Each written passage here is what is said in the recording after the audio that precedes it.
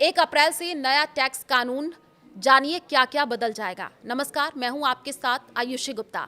देश में income tax को लेकर के सबसे बड़ी शिकायत हमेशा यही रही है कि कानून बहुत जटिल है। आम आदमी के लिए ये समझ पाना मुश्किल हो जाता है कि उसे किस सेक्शन में क्या करना चाहिए और कितना टैक्स देना है। इसी परेशानी को दूर करने के लिए सरकार अब एक नया और ज्यादा सरल कानून लेकर के आई है, जिसका नाम है income tax act 2025।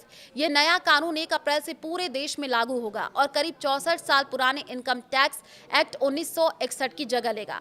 Income tax act 1961 उस दौर में बनाया गया था जब भारत की अर्थव्यवस्था आज जैसी डिजिटल और आधुनिक नहीं थी।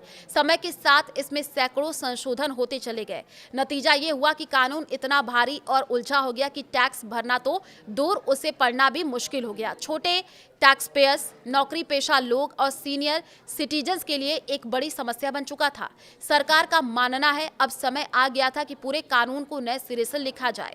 इनकम टैक्स एक्ट 2025 में क्या है? खास सरकार के मुताबिक नया टैक्स कानून लगभग 50% छोटा होगा।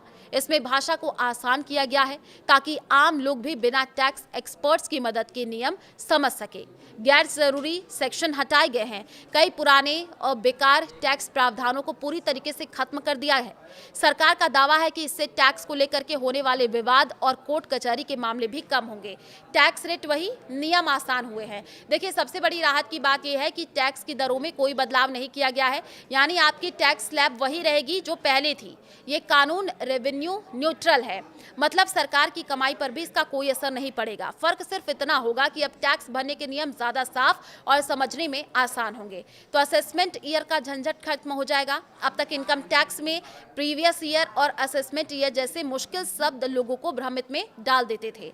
नए कानून में इसे खत्म कर दिया गया है। अब सिर्फ एक ही शब्द होगा, टैक्स ईयर। इससे आईटीआर भरने की प्रक्रिया और भी सरल हो जाएगी।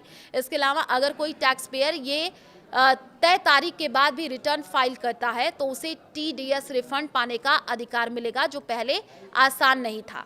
सरकार ने ये साफ किया है कि बजट 2026-27 में टैक्स से जुड़े जो भी नए बदलाव होंगे, चाहे वो पर्सनल टैक्स हो, कॉर्पोरेट टैक्स या एचयूएफ से जुड़े नियम, सभी को इसी नए इनकम टैक्स एक्ट 2025 के तहत शामिल किया जाएगा।